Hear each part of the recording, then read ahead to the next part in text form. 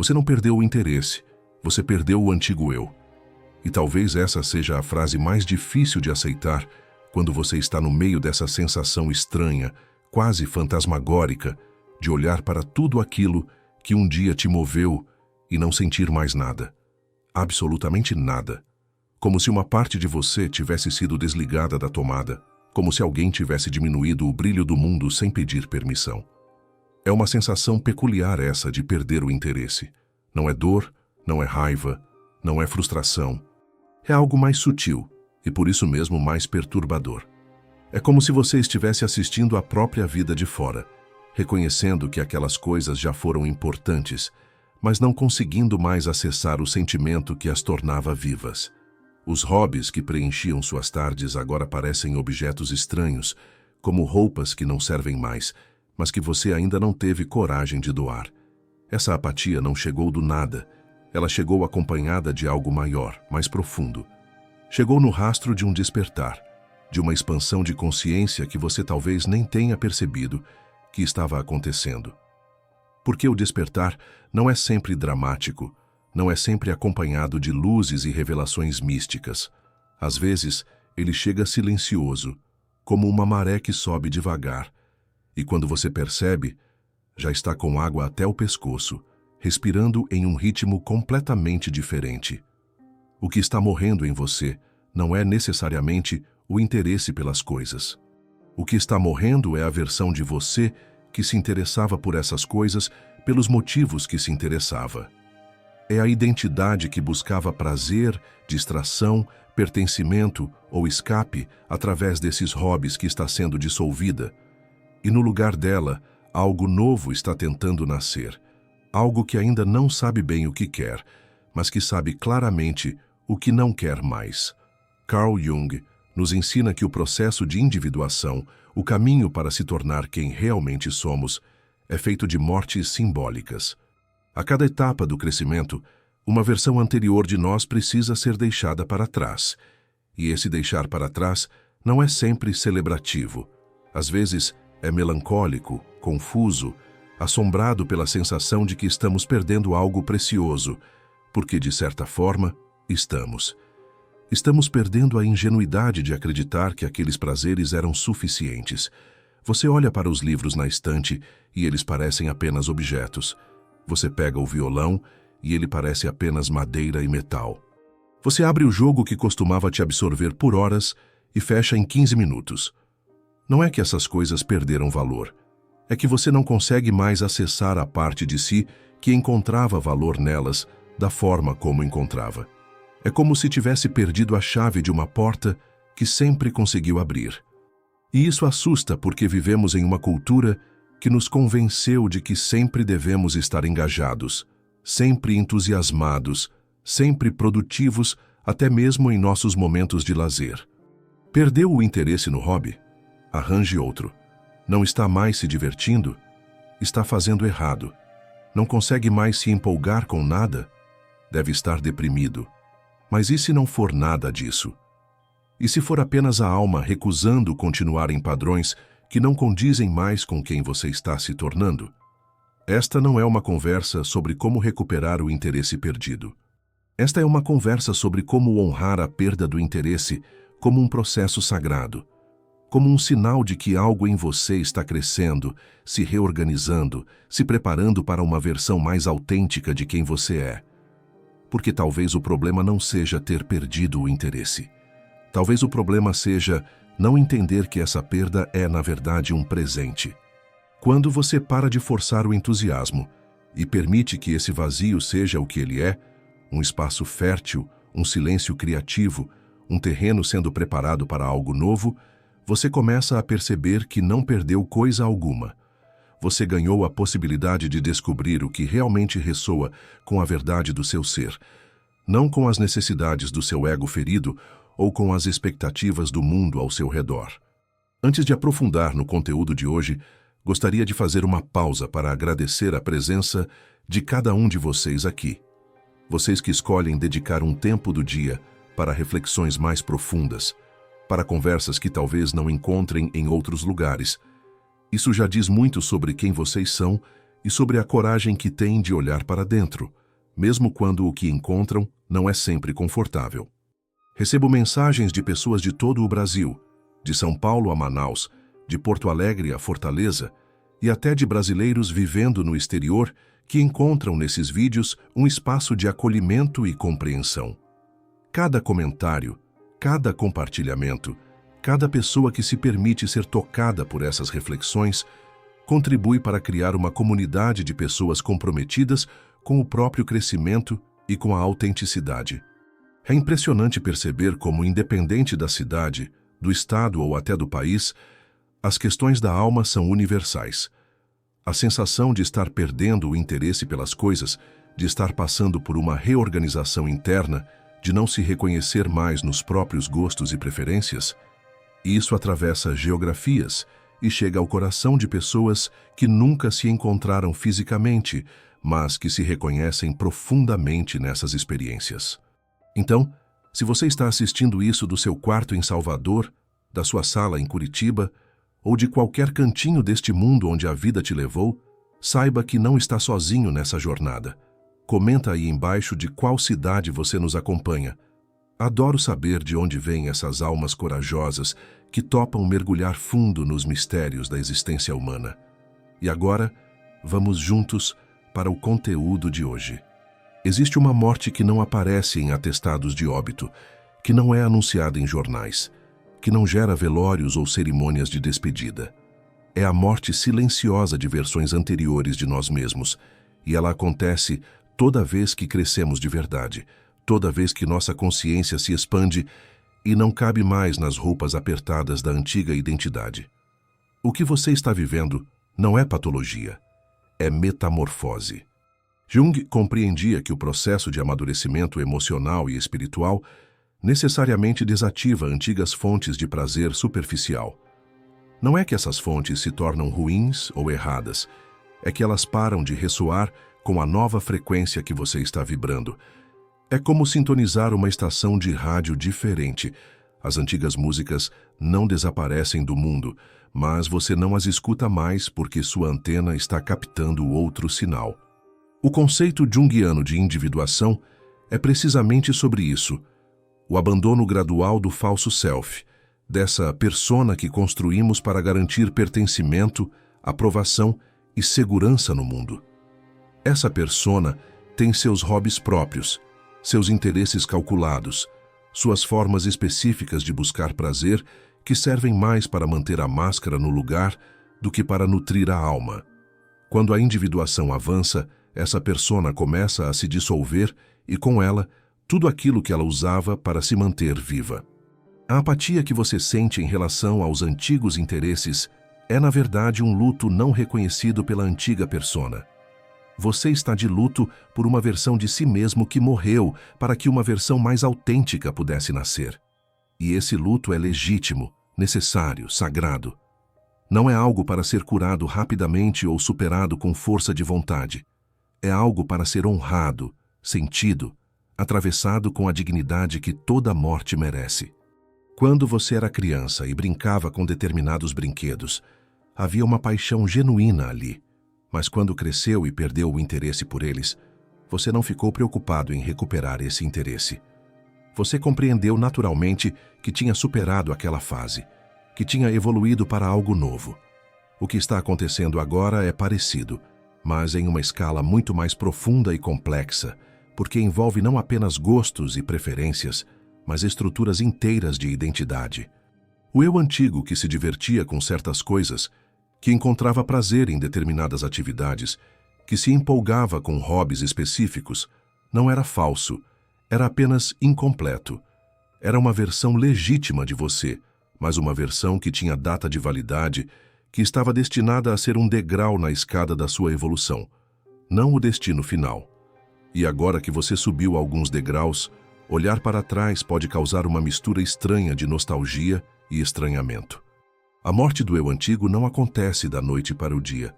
É um processo gradual, às vezes imperceptível, onde você vai notando que as coisas que antes te moviam agora te deixam indiferente. Você vai ao cinema e sai pensando em outra coisa. Você abre o livro que costumava te fascinar e as palavras parecem vazias. Você encontra os amigos para fazer as mesmas coisas de sempre e se sente como um ator representando um papel que não lembra mais ter aceito. Essa desconexão com os antigos prazeres pode ser assustadora, porque nos deixa com a sensação de estar perdendo a nós mesmos. Mas Jung nos ensina que esse sentimento de perda é, paradoxalmente, um sinal de que estamos nos encontrando. É preciso perder o falso para encontrar o verdadeiro. É preciso que a persona morra para que a alma possa respirar. É preciso que os interesses superficiais sejam dissolvidos para que os interesses profundos possam emergir. O processo de despertar espiritual ou emocional funciona como uma espécie de detox da alma. Assim como o corpo, durante uma desintoxicação, rejeita substâncias que antes consumia sem problemas, a alma desperta, rejeita atividades, relacionamentos e prazeres que antes aceitava sem questionar. Não é implicância, não é chatice, não é perda de capacidade de se divertir. É seletividade sagrada, é o refinamento do gosto existencial. A morte silenciosa do eu antigo é, portanto, o preço e o prêmio do crescimento interior. É o preço porque você perde a simplicidade de se contentar com qualquer coisa, perde a facilidade de se distrair com entretenimentos vazios, perde a habilidade de ignorar a própria profundidade. Mas é também o prêmio porque ganha a possibilidade de viver de uma forma mais alinhada, mais consciente, mais verdadeira. E essa possibilidade, mesmo que ainda não esteja totalmente realizada, já vale toda a nostalgia do que ficou para trás. Antes do despertar, muitos dos nossos interesses funcionavam como válvulas de escape sofisticadas, como mecanismos de compensação para dores que não tínhamos coragem ou ferramentas para olhar diretamente. Aquela paixão compulsiva por séries talvez fosse uma forma de fugir da própria vida. Aquela obsessão por jogos talvez fosse uma maneira de ter controle em um universo onde, na vida real, você se sentia impotente. Aquele hobby que absorvia todas as suas horas livres talvez fosse uma forma de evitar o silêncio onde suas questões existenciais gritavam. Jung nos fala sobre os mecanismos de defesa do ego, e os hobbies podem ser alguns dos mais elegantes entre eles. Eles nos dão a sensação de que estamos sendo produtivos, criativos, engajados com a vida, quando na verdade estamos sendo habilidosos em nos manter ocupados demais para sentir o que realmente precisa ser sentido. É uma fuga disfarçada de paixão, uma evitação mascarada de interesse genuíno. Quando a consciência se expande, quando começamos o processo de despertar, uma das primeiras coisas que acontece é que esses mecanismos de compensação param de funcionar. Não é que decidimos conscientemente abandoná-los, é que eles perdem a eficácia. É como se a alma dissesse: chega de fugir. Agora você vai olhar para o que está tentando evitar. E aí o hobby que antes te absorvia por horas não consegue mais te prender por 15 minutos. O prazer que você sentia antes vinha da compensação, da fuga temporária, da sensação ilusória de controle ou da performance social que aquele interesse proporcionava. Você não gostava apenas de tocar violão. Você gostava de como se sentia quando tocava, de como os outros o viam quando tocava, de como conseguia esquecer os problemas quando tocava. O violão era o meio, não o fim. E quando o que você realmente precisava não era mais esquecer os problemas, mas enfrentá-los, o violão perdeu sua função. É por isso que tentar forçar o retorno desses interesses raramente funciona. Você pode até conseguir se engajar temporariamente, mas logo percebe que é um esforço artificial, que está tentando usar uma chave que não serve mais na fechadura atual da sua vida. A alma desperta não tolera mais distrações que a afastam de si mesma. Ela desenvolveu uma intolerância sagrada a tudo que não a aproxima da verdade sobre quem você é e o que realmente importa. Muitas vezes, o que pensávamos ser paixão genuína por um hobby era, na verdade, vício em dopamina, busca por validação externa, necessidade de pertencimento a uma tribo ou grupo específico. Quando você tocava guitarra, talvez não fosse a música em si que te movia, mas a sensação de ser visto como o cara da música. Quando você se dedicava intensamente a um esporte, Talvez não fosse o movimento do corpo que te fascinava, mas a competição, a adrenalina, a possibilidade de se provar superior. A alma desperta começa a distinguir entre o que é nutrição real e o que é apenas estimulação temporária. Ela desenvolve um paladar mais refinado, mais exigente, mais seletivo. E essa seletividade pode ser confundida com perda de interesse, quando na verdade é evolução do interesse. É como quando você para de conseguir comer fast food depois de se acostumar com comida caseira de qualidade. Não é que você perdeu o interesse por comida, é que seu paladar se sofisticou. O processo de despertar nos torna intolerantes à superficialidade, incluindo a nossa própria superficialidade. Aqueles hobbies que serviam para nos manter na superfície da experiência humana, sempre estimulados, sempre ocupados, sempre fugindo do confronto com o vazio existencial, simplesmente param de funcionar. É como se tivéssemos desenvolvido alergia à própria estratégia de evitação que usávamos antes.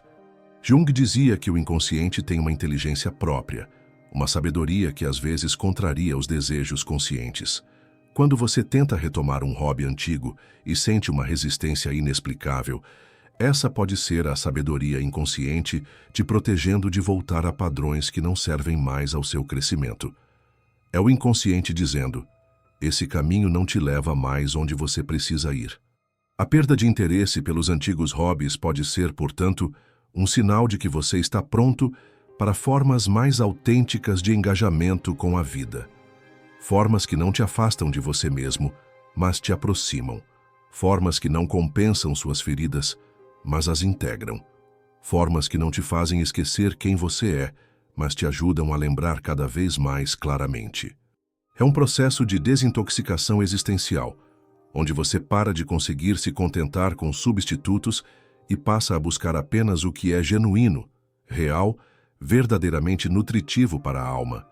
E esse processo, embora possa ser desconfortável no início, é na verdade um refinamento, uma elevação, uma evolução do seu padrão vibracional. Você não perdeu a capacidade de se interessar por coisas. Você elevou o padrão do que merece o seu interesse. Vivemos em uma cultura que fez do entusiasmo constante uma obrigação moral, como se a capacidade de estar sempre empolgado fosse a medida definitiva de uma vida bem vivida. Somos bombardeados diariamente com mensagens que nos dizem para fazer o que amamos, viver com paixão, nunca desistir dos nossos sonhos, como se o estado natural do ser humano fosse uma euforia permanente e qualquer desvio disso fosse sintoma de falha pessoal. Essa pressão cultural pela empolgação perpétua cria um dos tipos de sofrimento mais sutis e perversos da modernidade: a culpa por não estar entusiasmado. Quando você perde o interesse pelos hobbies que antes te animavam, não sente apenas a ausência do prazer. Sente também a vergonha de não ser capaz de recuperá-lo, como se houvesse algo de errado com você por não conseguir mais se empolgar com as mesmas coisas. A cultura da produtividade infiltrou até mesmo nossos momentos de lazer, transformando hobbies em projetos, paixões em metas, momentos de descanso em oportunidades de otimização pessoal. Você não pode apenas tocar violão, tem que estar progredindo, tem que estar postando vídeos, tem que estar construindo algo com isso. Você não pode apenas ler, tem que estar aprendendo, crescendo, se desenvolvendo. O ócio criativo foi sequestrado pela lógica da performance. Quando o interesse genuíno desaparece e você não consegue mais sustentar essa performance de entusiasmo, surge a autocrítica feroz. Por que não consigo mais gostar de nada? Por que perdeu a graça? O que há de errado comigo? A mente, condicionada pela cultura do always on, interpreta a pausa natural da alma como defeito, como preguiça, como depressão, como fracasso existencial. Mas Jung nos ensina que a psique tem ritmos próprios, ciclos naturais de expansão e contração, períodos de atividade intensa e períodos de recolhimento reflexivo. Tentar manter entusiasmo constante é como tentar manter a primavera o ano inteiro. É uma violação das leis naturais da existência humana. Há tempo para florescer, há tempo para dar frutos, há tempo para as folhas caírem, e há tempo para a aparente dormência do inverno. O silêncio interno, a ausência temporária de grandes paixões não é doença, é espaço fértil. É o terreno sendo preparado para o próximo ciclo de crescimento. É a alma fazendo uma limpeza geral, descartando o que não serve mais e criando espaço para o que está por vir. Mas nossa cultura não nos ensinou a honrar esses períodos de pausa. Então, os vivemos com ansiedade e desespero. A ilusão do entusiasmo constante nos faz acreditar que uma vida plena é uma vida sempre em movimento, sempre engajada, sempre produzindo algo. Mas os grandes místicos, filósofos e psicólogos da humanidade sempre souberam que os períodos de vazio, de tédio aparente, de desengajamento temporário, são tão essenciais quanto os períodos de atividade intensa. São nesses momentos que a alma respira, se reorganiza, se prepara para o próximo nível de expressão. Quando você para de tentar forçar o entusiasmo e permite que esse período de pausa seja o que ele é, você descobre que o vazio não é ausência, é potência. Não é depressão, é gestação. Não é fim, é intervalo entre uma sinfonia e outra. A alma está fazendo seu trabalho de reorganização interna, e esse trabalho requer silêncio, requer espaço, requer a coragem de não estar sempre produzindo algo. A vergonha que sentimos por não estar mais interessados nas mesmas coisas é, muitas vezes, vergonha de estar crescendo. É a parte de nós que ainda está identificada com o eu antigo, sentindo-se culpada por não conseguir mais se contentar com o que antes bastava. É como se uma borboleta se sentisse culpada por não conseguir mais caber na casca do casulo que a protegeu durante a metamorfose. O ciclo de autocrítica se intensifica quando interpretamos essa fase de transição através das lentes da cultura da performance. Deveria estar fazendo algo produtivo com meu tempo livre. Deveria ter encontrado uma nova paixão já. Deveria conseguir me animar com alguma coisa.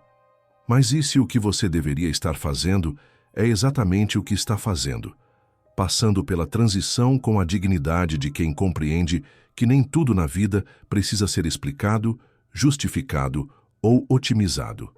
A cultura do entusiasmo constante é, no fundo, uma negação da complexidade e da profundidade da experiência humana.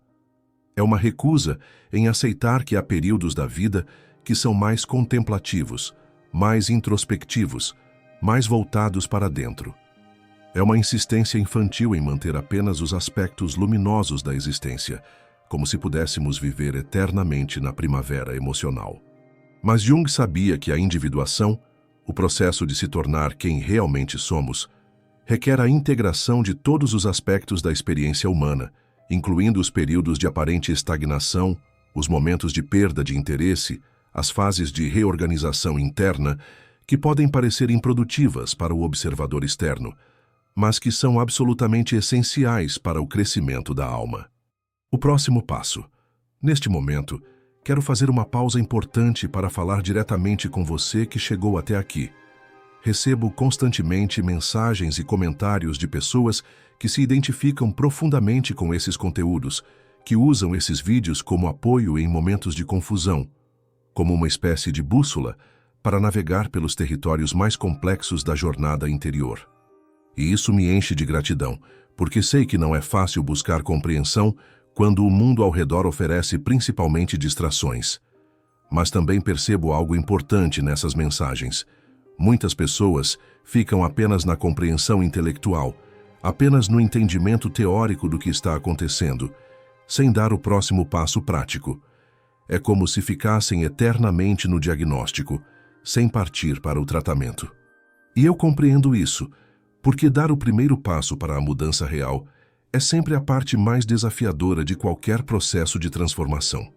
Por isso, desenvolvemos um material que vai além da compreensão, um e-book chamado Como Transformar Dor Emocional em Força, com passos práticos, exercícios concretos e ferramentas que você pode aplicar imediatamente na sua jornada. Porque uma coisa é entender o que está acontecendo com você. Outra coisa é saber exatamente o que fazer com esse entendimento. O link para esse material está no primeiro comentário fixado deste vídeo. É um convite para você sair do lugar de observador da própria vida e assumir o papel de protagonista ativo da sua transformação. Não basta apenas ouvir e concordar. É preciso colocar algo em movimento. É preciso dar o primeiro passo prático em direção à mudança que você tanto busca. Parte 4. O despertar como desprogramação. Tinkumin. O despertar espiritual ou emocional é, essencialmente, um processo de desprogramação. É como se a alma finalmente dissesse basta para todos os condicionamentos, expectativas e padrões automáticos que vinham governando sua vida sem o seu consentimento consciente. E essa desprogramação não é suave, é radical, disruptiva, às vezes até violenta, na forma como desmonta estruturas que pareciam sólidas e definitivas na sua identidade. Jung compreendeu que o processo de dissolução do ego não é uma jornada linear ou previsível.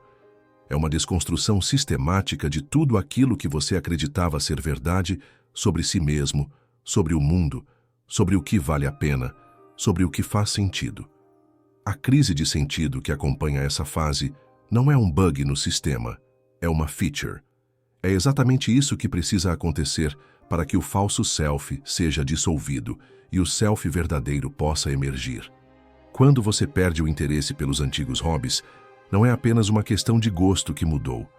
É toda uma programação interna que está sendo reformatada. Os códigos que determinavam o que era prazeroso, o que era importante, o que merecia sua atenção e energia, estão sendo reescritos por uma inteligência mais profunda que não aceita mais continuar no piloto automático da existência. O esvaziamento que você sente é necessário para que o novo venha com autenticidade. É como reformar uma casa. Você precisa primeiro derrubar as paredes velhas, remover os entulhos, limpar completamente o espaço antes de poder construir algo novo. O período de vazio entre a demolição e a reconstrução pode ser desconfortável, mas é absolutamente indispensável. Tentar construir o novo por cima do velho é receita para estruturas instáveis. O despertar como desprogramação significa que você está sendo libertado de códigos que nem sabia que existiam. Códigos sobre como deveria se divertir, sobre o que deveria te interessar, sobre como deveria ocupar seu tempo livre, sobre que tipo de pessoa deveria ser. Esses códigos foram instalados ao longo da vida através da família, da escola, da cultura, dos grupos sociais, das expectativas alheias que você internalizou como se fossem suas. Jung sabia que o inconsciente tem uma inteligência superior ao ego consciente e que essa inteligência, às vezes, precisa ser radical para conseguir quebrar padrões cristalizados. Quando você tenta retomar um hobby antigo e sente uma resistência inexplicável, é essa inteligência inconsciente te impedindo de voltar a padrões que não servem mais ao seu crescimento. É como se houvesse um sistema de segurança interno que não permite mais certas formas de autossabotagem disfarçada de lazer. A sensação de estar perdendo a si mesmo, que é comum nessa fase, é na verdade você perdendo versões falsas de si mesmo que estavam atrapalhando o encontro com quem você realmente é. É como tirar roupas apertadas que você nem percebeu que estavam te sufocando. No momento da retirada há uma sensação estranha, quase de nudez, mas depois vem o alívio de poder respirar livremente. O processo de desprogramação não respeita cronogramas ou expectativas. Não é algo que você pode acelerar com força de vontade ou controlar com planejamento estratégico. É um fenômeno orgânico, comandado por uma inteligência que opera em temporalidades muito diferentes da mente ansiosa que quer resultados imediatos. Tentar apressar esse processo é como tentar acelerar a digestão. Só vai causar indigestão emocional. Perder o interesse é um sinal de que o inconsciente não aceita mais continuar em piloto automático. É a alma se recusando a sustentar padrões de vida que foram construídos por pressão externa, por expectativas alheias, por necessidades antigas que já foram superadas. É o sistema interno fazendo uma auditoria completa e descartando tudo que não está mais alinhado com a verdade do seu ser. A crise de sentido que acompanha essa fase é, portanto, sagrada. É o momento em que você está sendo convidado a questionar não apenas o que faz, mas por que faz, para quem faz, com que intenção faz. É uma oportunidade de reconstruir sua vida a partir de uma base mais sólida, mais consciente, mais alinhada com quem você realmente é, não com quem acharam que você deveria ser. A desprogramação do despertar é um ato de amor da alma consigo mesma. É ela te libertando de prisões que você nem sabia que existiam, te oferecendo a possibilidade de viver de uma forma mais autêntica, mais consciente, mais livre. E embora esse processo possa ser temporariamente desconfortável, ele é, na verdade, um dos maiores presentes que a vida pode te dar, a chance de recomeçar, agora, sabendo quem você realmente é. Parte 5. A armadilha da busca por novo propósito. 5 Min. Existe um momento peculiar na jornada do despertar em que a alma, recém-liberta das amarras dos antigos interesses, se encontra diante de um vazio que a mente interpreta como urgência. É como se, subitamente, você precisasse correr contra o tempo para preencher o espaço deixado pelo que se desfez. A ansiedade sussurra: rápido, encontre algo novo para ser. Algo que justifique sua existência. Algo que prove que você não está perdido. E assim, começamos uma busca frenética que, paradoxalmente, nos afasta ainda mais daquilo que realmente está tentando nascer em nós. A mente moderna desenvolveu uma intolerância quase patológica ao vazio.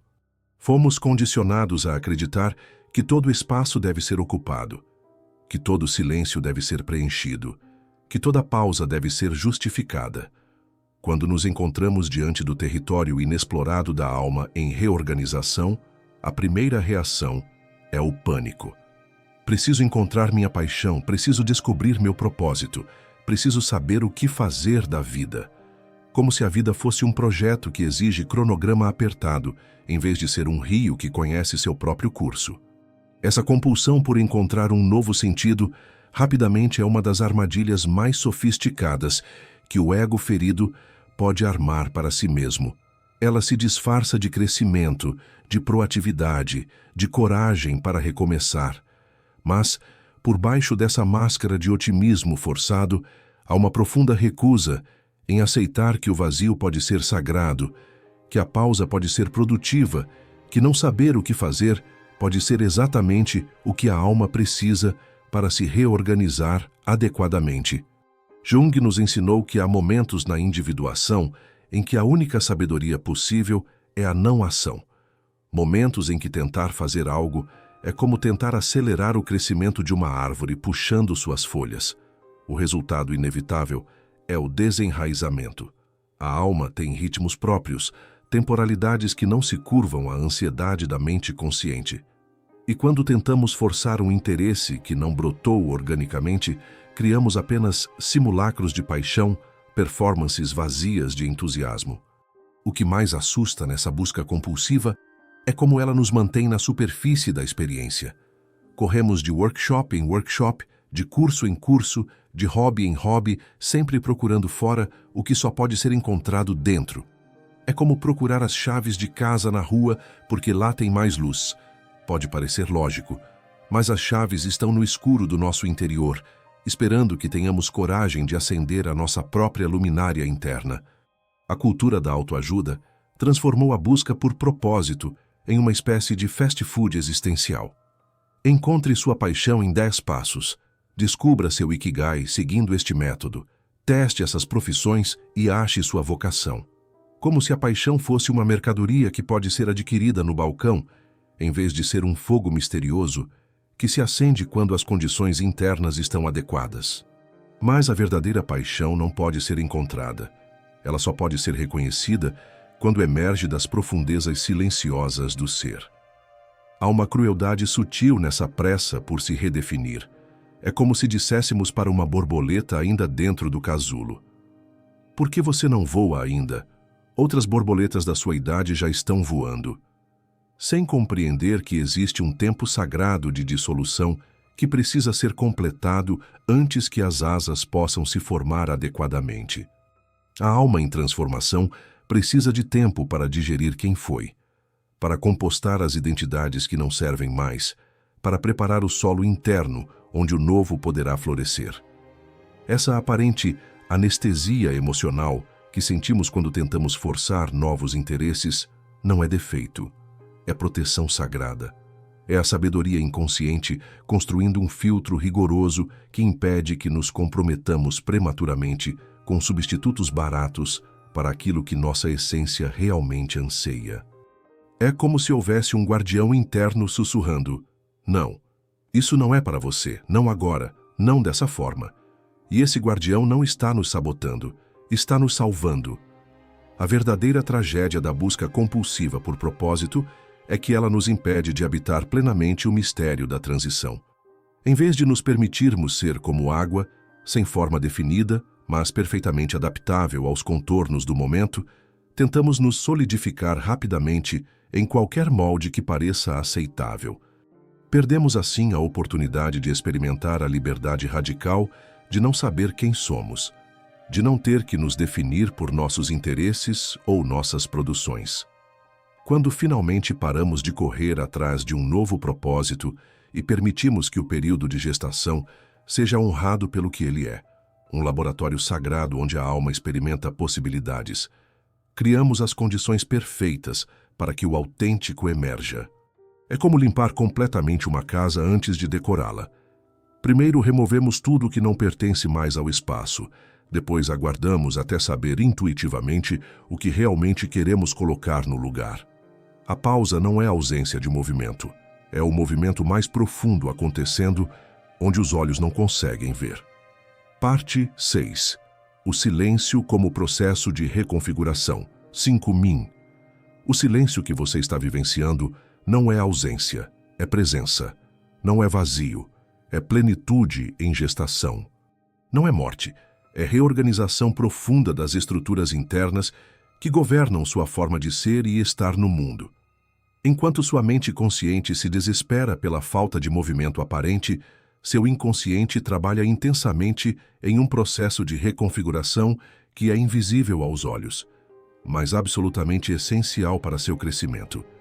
Jung compreendia que os grandes saltos evolutivos na vida humana são sempre precedidos por períodos de aparente estagnação, momentos em que parece que nada está acontecendo, mas onde, na verdade, está acontecendo tudo. É como observar uma semente na terra. Para o observador externo, não há movimento, não há atividade visível. Mas dentro da semente está ocorrendo uma revolução biológica complexa, uma reorganização total da estrutura que permitirá o nascimento de algo completamente novo. O inconsciente opera em temporalidades muito diferentes da mente ansiosa. Enquanto você gostaria que a transformação fosse rápida, linear, previsível, o inconsciente trabalha em ciclos profundos, em ritmos orgânicos que não respeitam deadlines ou expectativas. É como tentar apressar a digestão ou acelerar a cicatrização de uma ferida. Há processos naturais que simplesmente não podem ser forçados sem causar mais danos que benefícios. Durante esse período de silêncio aparente, está acontecendo uma reconfiguração de valores, prioridades, desejos, aspirações, formas de perceber o mundo e de se relacionar com ele. É como se você estivesse sendo reformatado internamente, tendo seu sistema operacional atualizado para uma versão mais avançada, mais compatível com quem você está se tornando.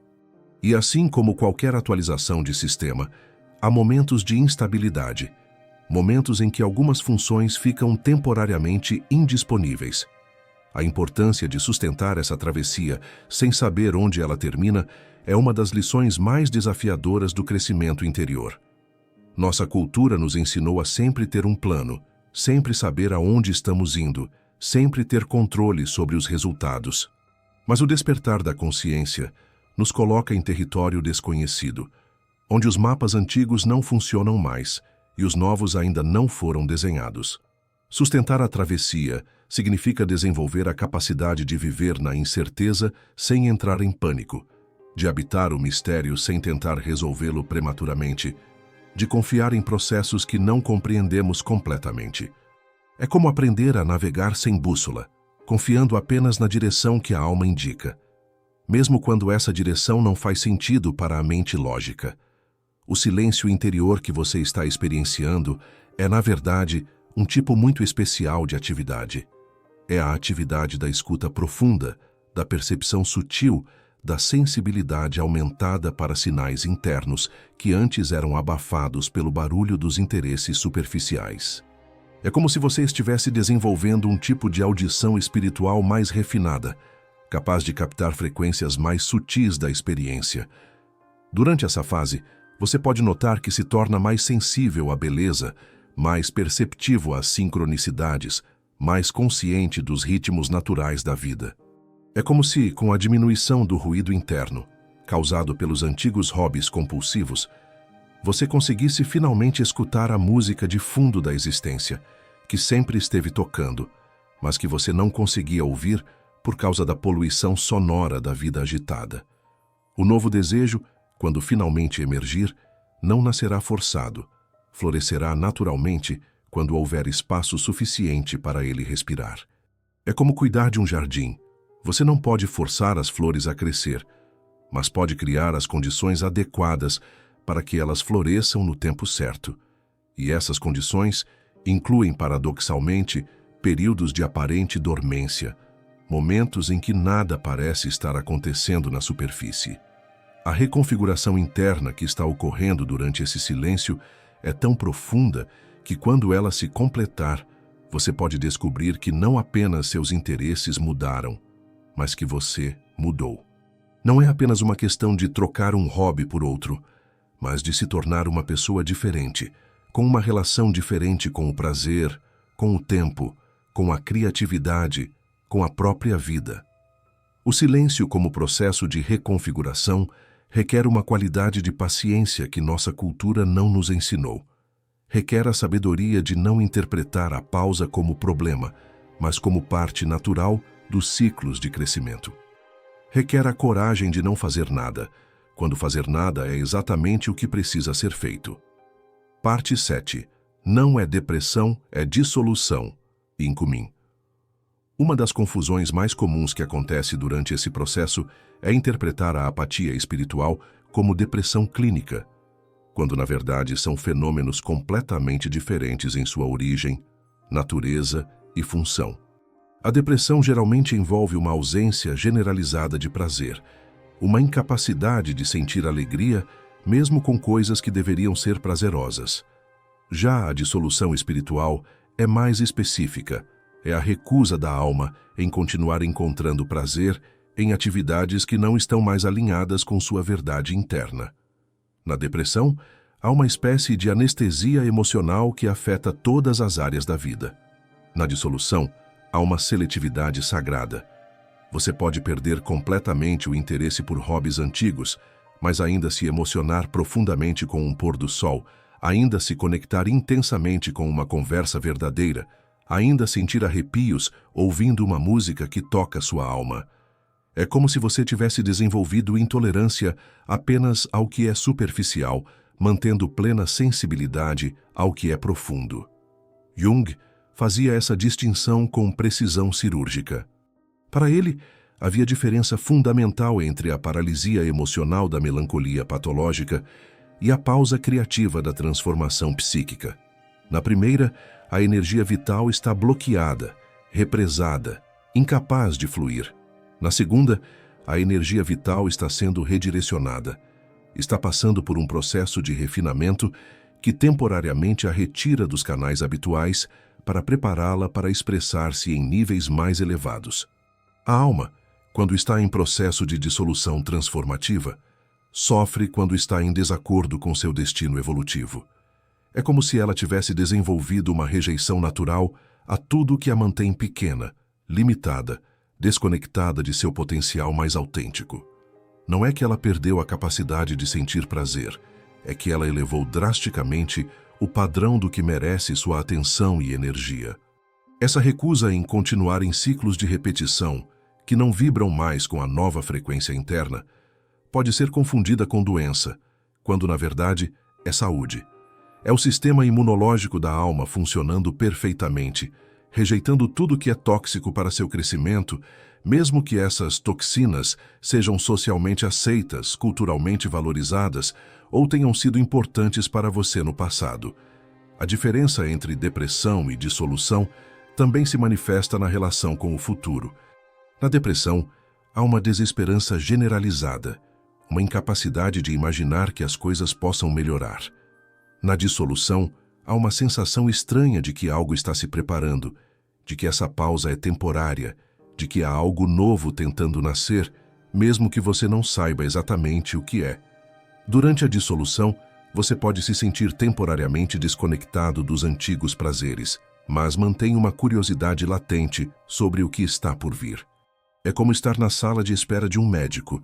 Você não sabe exatamente o que vai acontecer, mas há uma sensação de que algo importante está se aproximando. Na depressão, mesmo essa curiosidade desaparece. A dissolução também difere da depressão na qualidade da energia presente. Na depressão, há uma sensação de peso, de densidade, de energia estagnada.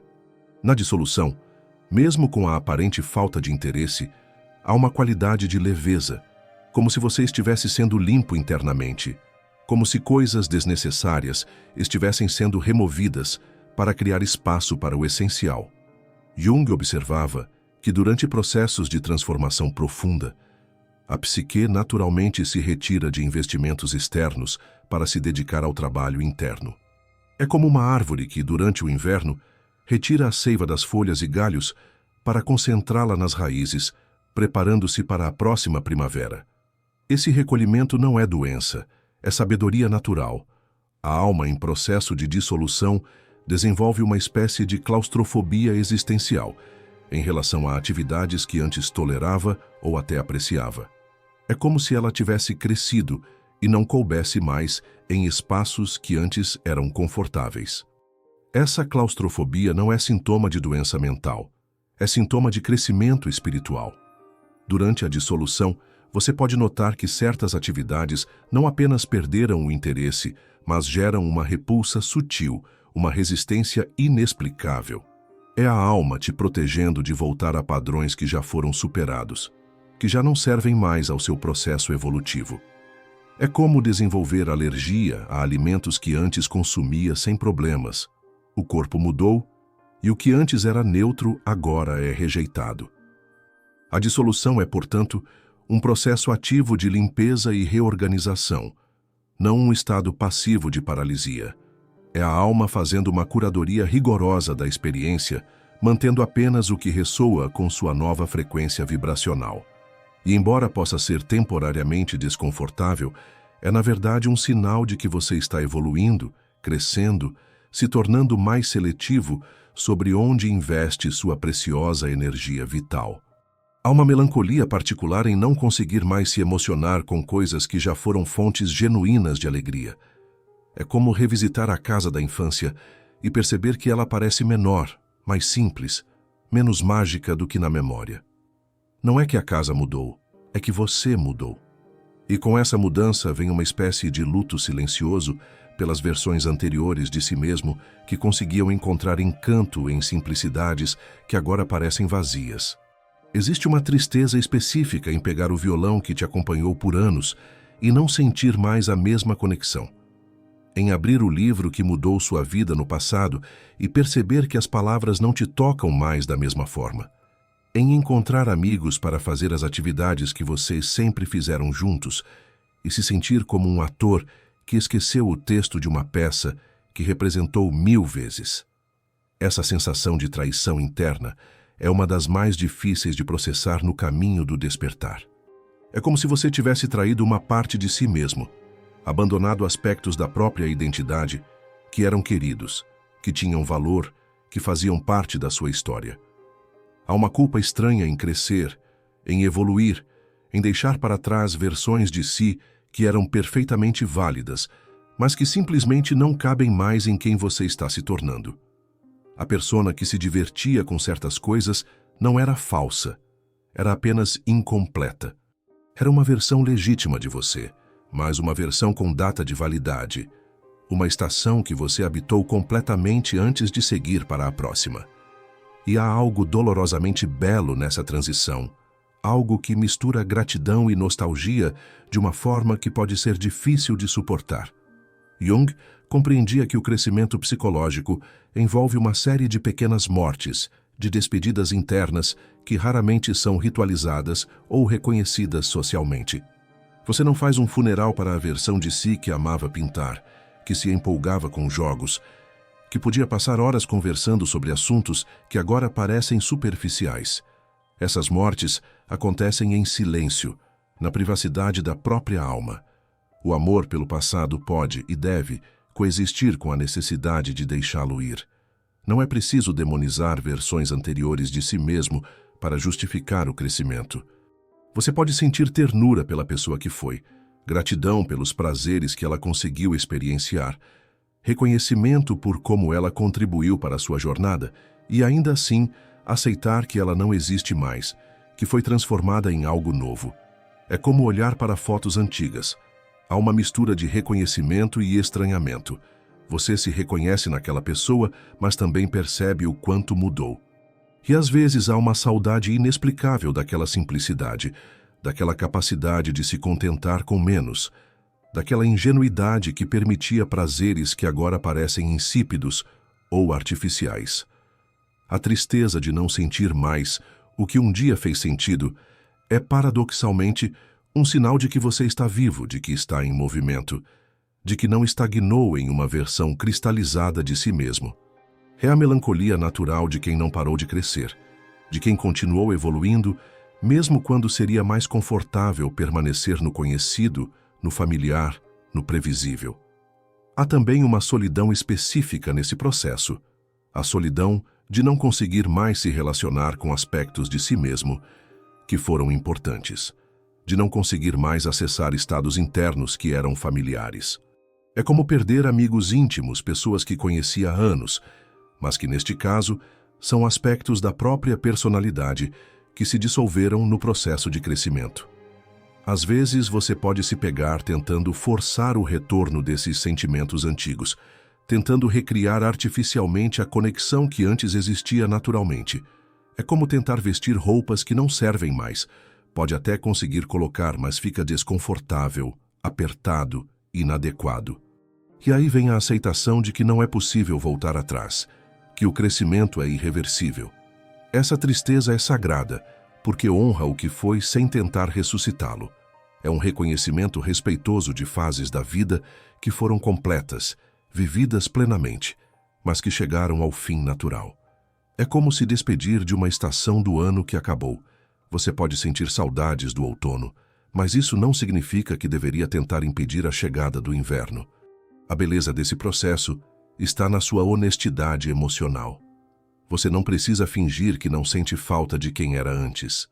Você pode chorar pela perda da simplicidade, pela morte da ingenuidade, pelo fim de prazeres que eram genuínos, mesmo sendo temporários.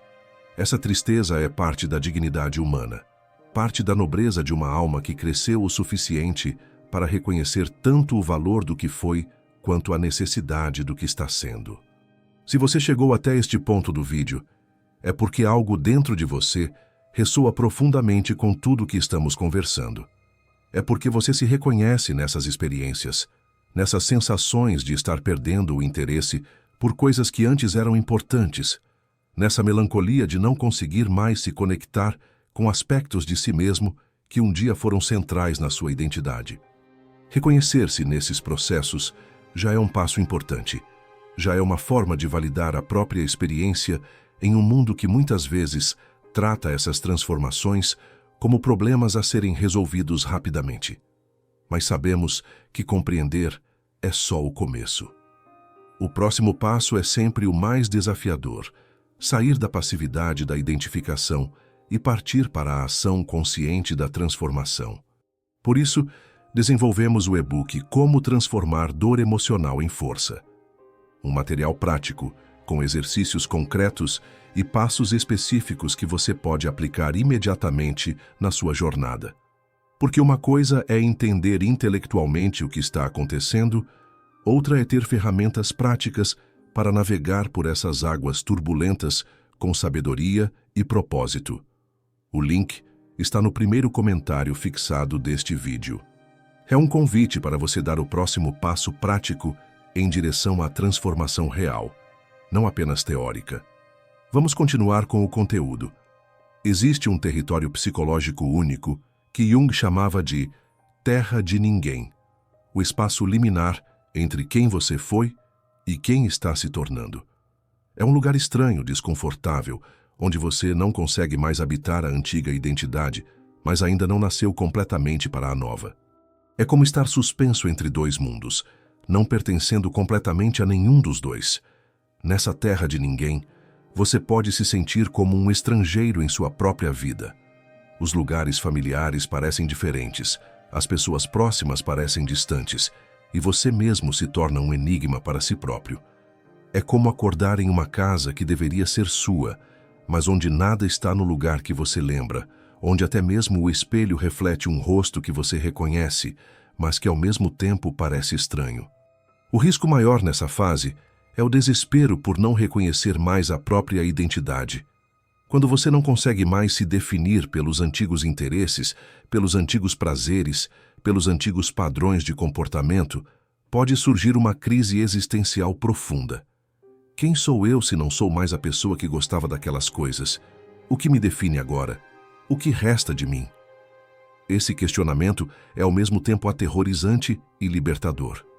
É aterrorizante porque desmorona as bases sobre as quais você construiu sua identidade. É libertador porque te oferece a possibilidade de se redefinir a partir de critérios mais profundos, mais autênticos, mais alinhados com sua essência do que com suas circunstâncias ou condicionamentos. A sensação de estar perdido durante essa fase é normal e até necessária. Como você pode encontrar algo novo se não se permite primeiro experimentar a sensação de estar perdido? Como pode descobrir novos territórios se não tem a coragem de deixar o mapa antigo de lado?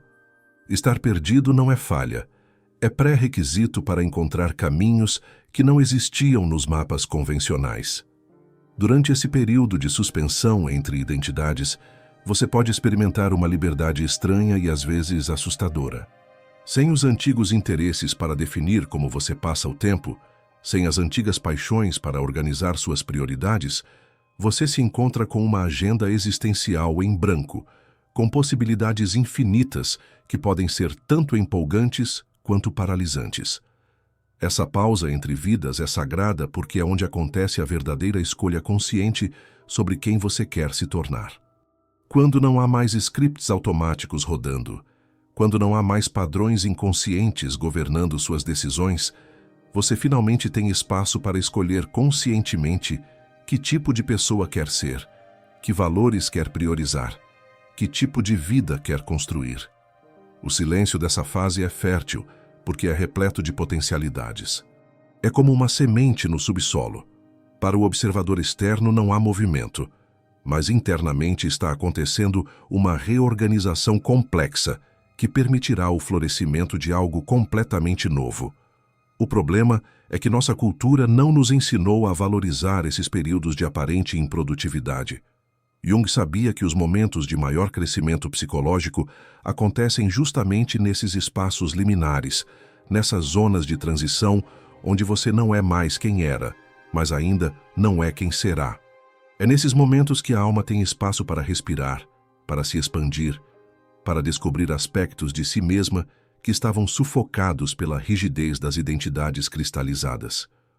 O vazio dessa fase não é ausência, é potência pura. É como uma tela em branco esperando para ser pintada, mas não por qualquer pintor, e sim pelo artista que você está se tornando, com cores que você ainda está descobrindo, com técnicas que você ainda está desenvolvendo, com uma visão que ainda está se clarificando.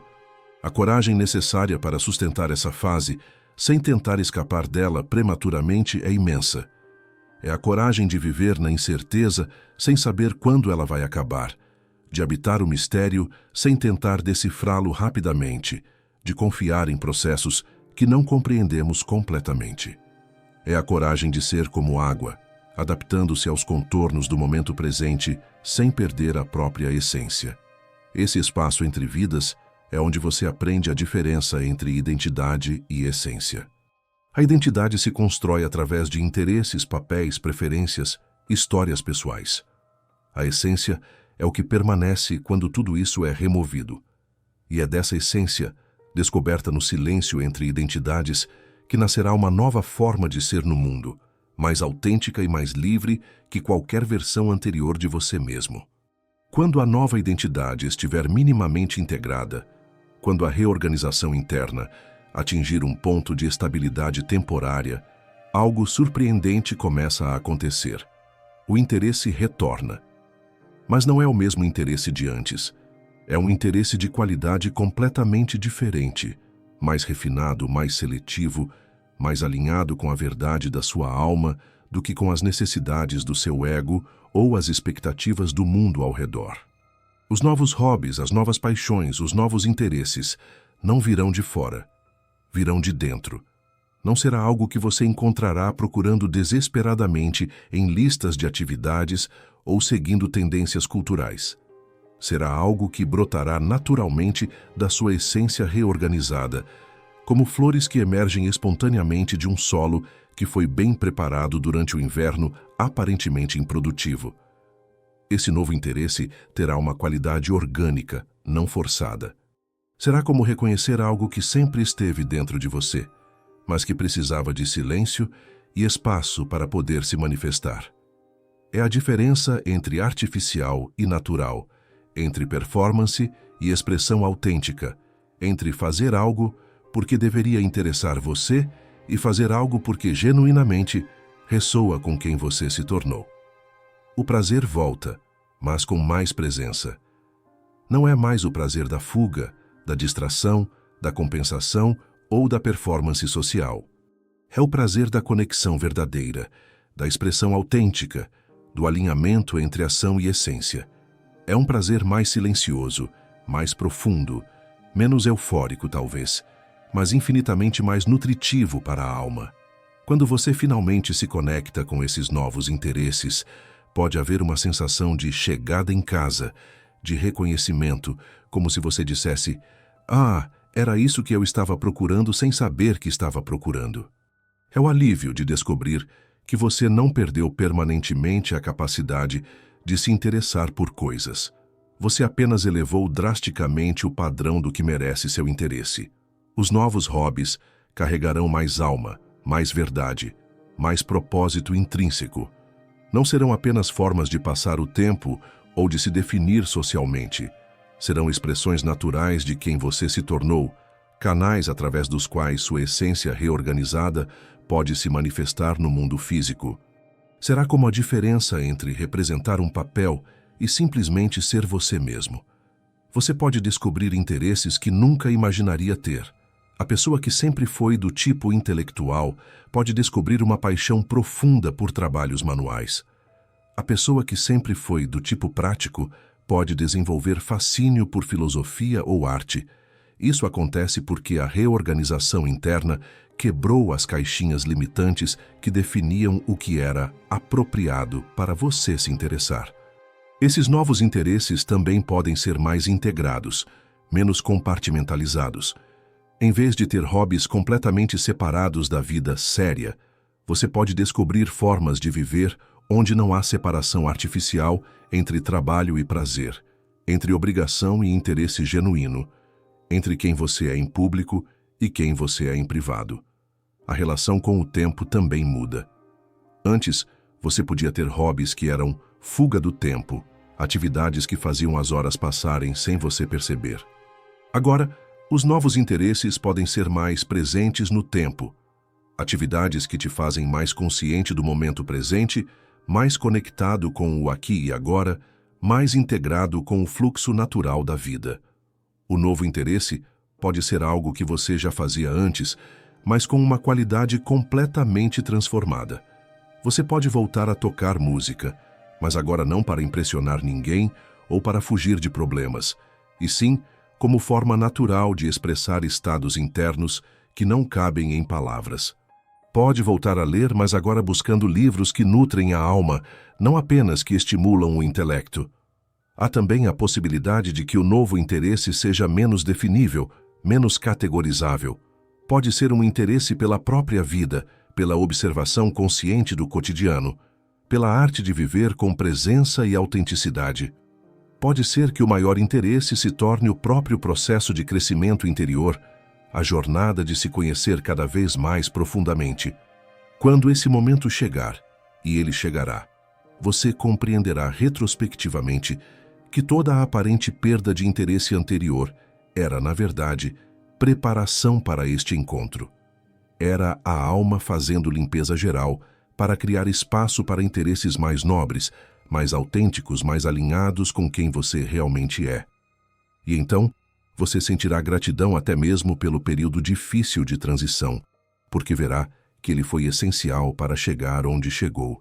A apatia que você está vivenciando não é falha pessoal, não é sinal de que há algo errado com você, não é evidência de que perdeu a capacidade de sentir prazer ou de se conectar com a vida. É processo, um processo sagrado, necessário e temporário de reorganização profunda, que acontece quando a alma cresce além das limitações da identidade anterior e se prepara para expressar-se em níveis mais elevados de autenticidade. Compreender isso intelectualmente é o primeiro passo, mas vivenciar com serenidade é o trabalho real. É aprender a habitar esse espaço de transição sem desespero, sem pressa, sem a compulsão de preencher o vazio rapidamente com qualquer coisa que se pareça com interesse. É desenvolver a paciência sagrada de quem sabe que os processos mais profundos da alma têm seu próprio timing, que não pode ser apressado pela ansiedade nem controlado pela vontade. A perda de interesse não é o fim da sua capacidade de se apaixonar pela vida. É o início de uma relação muito mais madura, seletiva e autêntica com o que merece sua paixão.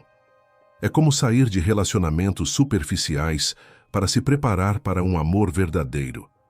No processo, você pode se sentir sozinho, pode questionar se ainda é capaz de amar, mas essa solitude é necessária para que você desenvolva critérios mais elevados sobre o que vale a pena amar. Quando os novos interesses finalmente emergirem, e eles emergirão, você entenderá que todo esse período de aparente vazio era, na verdade, gestação. Era a alma criando espaço interno para acomodar paixões mais nobres, mais integradas, mais alinhadas com a verdade do seu ser. Era o fim de uma era de entretenimentos compensatórios e o início de uma era de expressões autênticas. Jung nos ensina que o processo de individuação, de se tornar quem realmente somos, é feito desses ciclos de morte e renascimento, de dissoluções seguidas por reintegrações em níveis mais elevados. Não é um processo linear, não é previsível e certamente não é confortável. Mas é sagrado, é necessário e é um privilégio poder vivenciá-lo conscientemente. Se você está passando por isso agora, saiba que não está perdido. Está em transição. Não perdeu a capacidade de se interessar por coisas. Elevou o padrão do que merece seu interesse. Não está estagnado. Está sendo reorganizado internamente por uma inteligência que sabe exatamente o que está fazendo, mesmo quando você não sabe. A coragem que você demonstra ao assistir este vídeo até o final, ao buscar compreensão para processos que outros ao seu redor podem não entender, já mostra que algo dentro de você está pronto para o próximo ciclo. Mostra que você não desistiu de si mesmo, que mantém a curiosidade sobre os mistérios da própria alma, que tem a dignidade necessária para atravessar transformações profundas sem tentar escapar delas. Este é um convite para que você honre esse processo, para que pare de se cobrar por não estar mais interessado nas mesmas coisas, para que celebre essa fase como evidência de que está crescendo, evoluindo, se refinando. É um convite para confiar no timing da sua alma, mesmo quando esse timing não faz sentido para a mente ansiosa que gostaria de ter tudo resolvido ontem. Nos comentários, gostaria de ouvir de você. Você está vivenciando esse processo agora? Consegue reconhecer nessas palavras algo da sua própria experiência? Se sim, deixe um comentário simples. Estou em pausa, mas não perdido. Essa afirmação pode ser um mantra poderoso para sustentar você durante essa travessia. Lembrando que pausa não é paralisia, que silêncio não é vazio, que transição não é estagnação. Se este conteúdo ressoou com você, se trouxe clareza para algo que estava confuso, se ofereceu acolhimento para uma experiência que talvez você estivesse julgando severamente, peço que curta o vídeo e se inscreva no canal. Não é apenas sobre números, é sobre criar uma comunidade de pessoas que têm coragem de mergulhar fundo, que não se contentam com respostas superficiais, que estão dispostas a honrar a complexidade e a beleza dos processos de transformação humana. Compartilhe este vídeo com alguém que você sabe que está passando por algo parecido. Às vezes, a maior ajuda que podemos oferecer a alguém é a confirmação de que sua experiência é válida, de que não está sozinho, de que o que está vivendo não é patologia, mas processo sagrado de crescimento.